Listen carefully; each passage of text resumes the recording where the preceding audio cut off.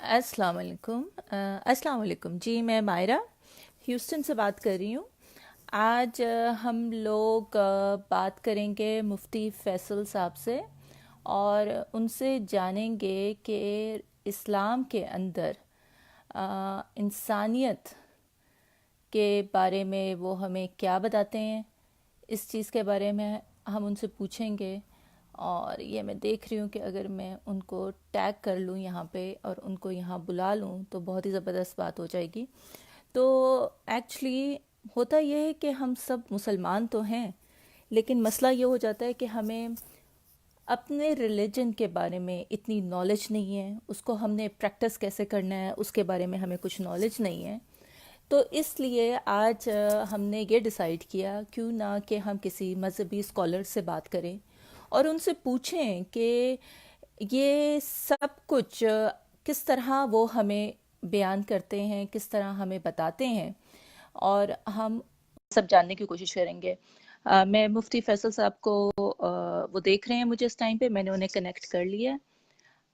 अस्सलाम वालेकुम। वालेकुम अस्सलाम। फैसल साहब, फर्स्ट ऑफ ऑल बहुत जी, शुक्रिया। मैं थोड़ा सा लेट हो गई। No reason problem. लेट होने का ये था कि इधर आज मेरी फेसबुक डाउन है।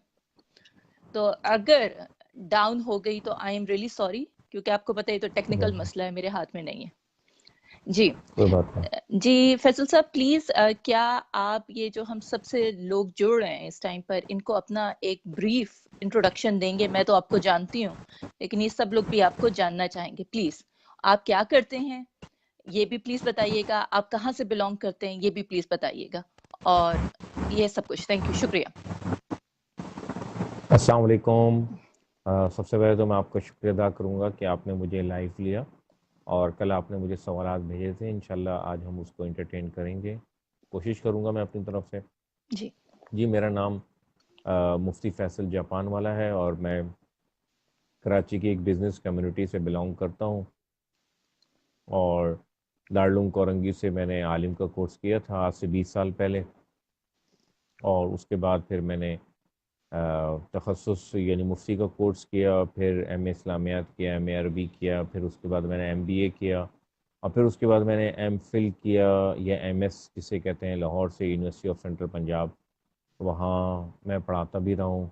उसके बाद फिर मैं कराची यूनिवर्सिटी में भी पढ़ाता रहा हूँ और इकरा यूनिवर्सिटी में भी पढ़ाता रहा हूँ। और आजकल जो है मैं सिंध यूनिवर्सिटी जामशोरो से मैं अपना पीएचडी कर रहा हूँ इस्लामिक स्टडीज़ में।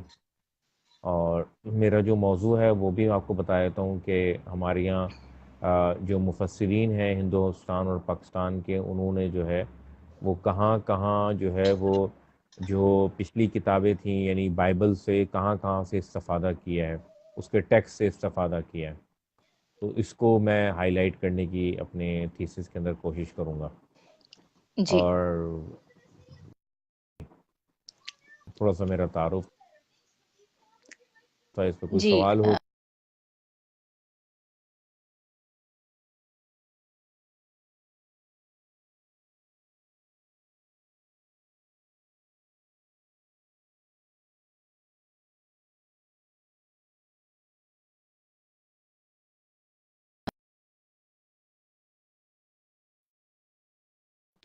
और जी, तो हो रही हूँ, मेरा नेटवर्क कनेक्ट हो गया था।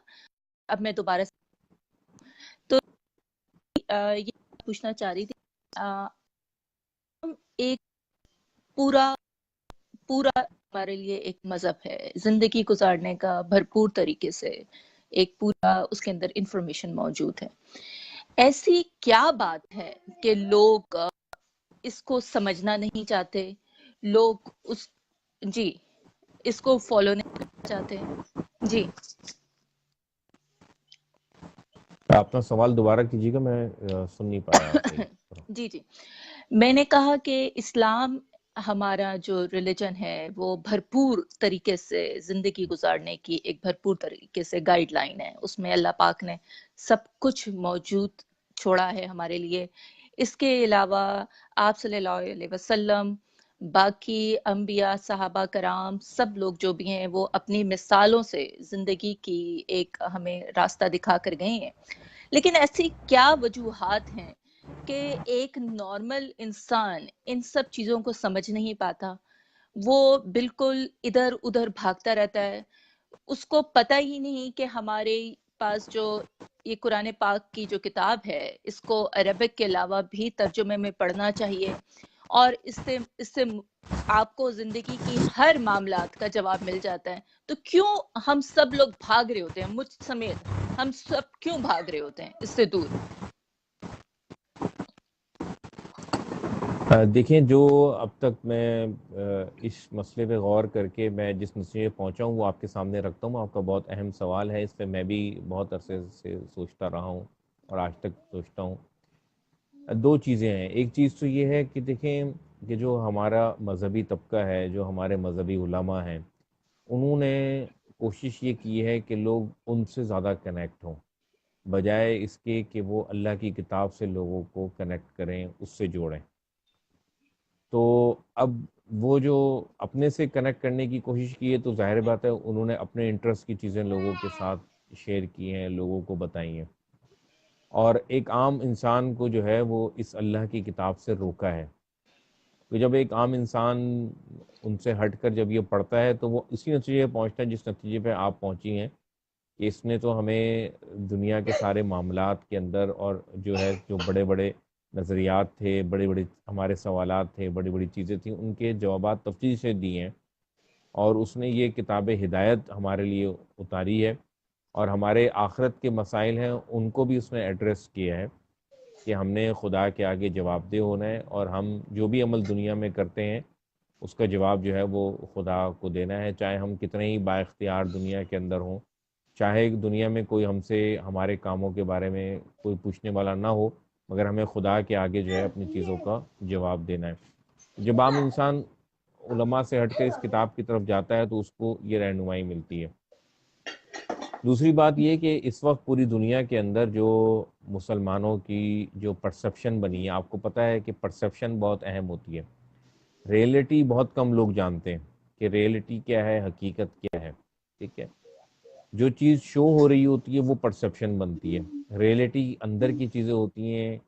تو اس وقت جو مسلمانوں کی پرسپشن ہے وہ پوری دنیا میں کوئی بہت زیادہ پازیٹیو نہیں ہے، اور ہمیں اس کو تسلیم کرنا چاہیے کہ ہم اس وقت جو ہے وہ ناکام لوگ ہیں، ہم ایک ناکام قوم ہیں، ہم پستی میں پڑی ہوئی ایک قوم ہے، ہم غیر تعلیم یافتہ قوم ہیں، ہم جذباتی قوم ہیں، ہم عقل اور شعور سے بہت دور رہنے والی قوم ہے، اور کوئی اگر ہمیں عقل اور شعور کی بات بتائے بھی تو بجائے ہم اس کا شکریہ اور تھینکس ادا کرنے کے ہم اس کے دشمن ہو جاتے ہیں، ہم اس کے درپے ہو جاتے ہیں، ہم اس کے جانی دشمن ہو جاتے ہیں، بالکل ہم اس کو یہودیوں کا ایجنٹ قرار دینے لگتے ہیں، ہم اس کو کبھی کچھ کہنے لگتے ہیں۔